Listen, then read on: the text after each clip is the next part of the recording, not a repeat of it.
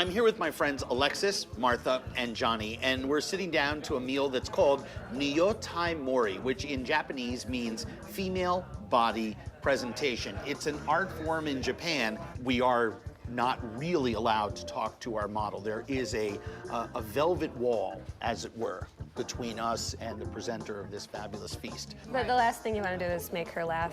Heaven forbid one of these flowers should slide off. Flowers? One of those little mockery rolls? What do you mean? If you ever want to try smoked salmon at home, it will stick directly on the body and you can make your own panties. You can drape it? You can drape it. Smoked salmon. Did you say the word panties? Bathing suit. Oh, a smoked salmon bathing. So you did say the word panties. I did say the word panties.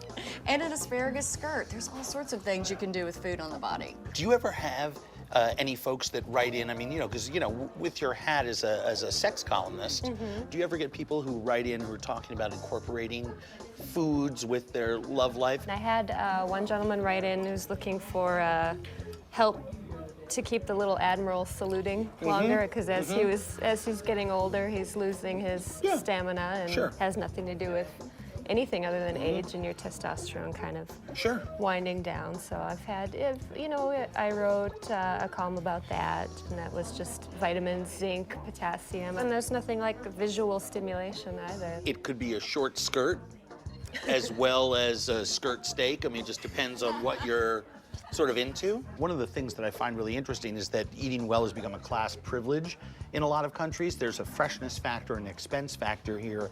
To enjoy food at this level is a privilege on a lot of different levels, which also I think heightens the experience. This is a very, very special thing, even for those that can afford to do it. But I mean, even if you don't have the money for a setup like this, you could just get an artichoke, which those play hard to get. They've got the little prickly thorns. You trim them away, you spread the leaves apart after you've blanched it. There's purples and yellows and whites, all these really unexpected colors, and it's the flower, the sex organ of the plant. You dive in, past the prickly choke, and you'll feel something like velvet, which is the heart of the artichoke. Now, I mean, this is just a $3 vegetable that you can buy and then enjoy, and then dip into green goddess dressing or something. Could you describe the whole artichoke thing again? Because I am just right now. That was fantastic. You got to write a book about this stuff. All right, I'll think about it. Wow. I hadn't thought about an artichoke in quite those terms. I will never think of an artichoke the same way again. The other thing that's amazing sitting here is that there's also that aroma of fresh fish and citrus and the flowers. Smell plays a large part.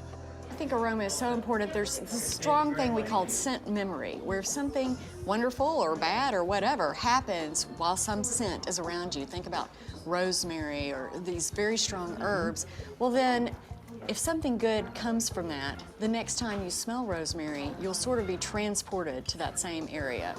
And the other thing is, we're all turned on by various scents. Men are really, they love, whether they know it or not, but there's increased blood flow to various body parts with the smell of something like pumpkin pie. Women actually respond favorably to cucumber and licorice and are turned off by men's cologne. They may not realize it, but their blood flow decreases.